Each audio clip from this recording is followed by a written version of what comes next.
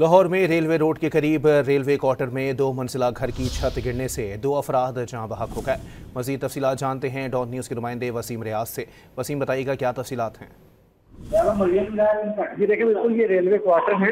Railway road के करीब ये अफसोसनाक वाक़या जो है पेश आया, जहाँ टीआर गार्डन से ये बनी छत थी और बारिश जो हुई लाहौर में, उसके बाद ये छत जो है वो 2 मंजिला जमीन बोर्ड हो गई, जिसके नतीजे में 2 अफराद जो है मलबे तले दबे। इत्तला मिलने पर रेस्क्यू 722 जो मौका पर पहुंची, जिन्होंने सर्च ऑपरेशन जो है वो शुरू किया और उसके बाद मलबा हटाकर एक बच्चे को जो है वो निकाला गया, जो मुर्दा हालत में मिला। उसके बाद दोबारा से ऑपरेशन जब शुरू किया गया तो एक शख्स को जो है निकाला गया, वो भी मुर्दा था। यूं 2 अफराद इस मलबे से निकले, लेकिन दोनों ही बच्चे में दोनों ही अफराद जो है वो हलाक से इनकी लाशों को जो है वो पुलिस के हवाले कर दिया गया, जबकि रेस्क्यू ने इस एरिया को जो है वो ऑपरेशन मुकम्मल करने के बाद क्लियर करार दे दिया है। जी बहुत शुक्रिया वसीम।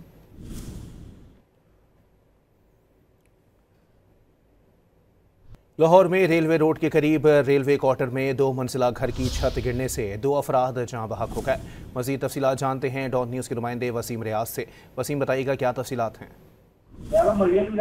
जी देखिए, बिल्कुल ये रेलवे क्वार्टर है।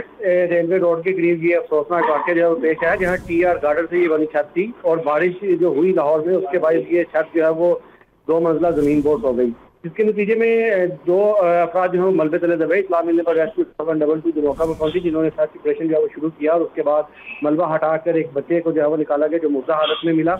उसके बाद दोबारा से ऑपरेशन जब शुरू किया गया तो एक शख्स को जो है निकाला गया, वो भी मुर्दा था। यूं 2 अफराद इस मलबे से निकले, लेकिन दोनों ही बच्चे में दोनों ही अफराद जो है वो हलाक से इनकी लाशों को जो है वो पुलिस के हवाले कर दिया गया, जबकि रेस्क्यू ने इस एरिया को जो है वो ऑपरेशन मुकम्मल करने के बाद क्लियर करार दे दिया है। जी बहुत शुक्रिया वसीम।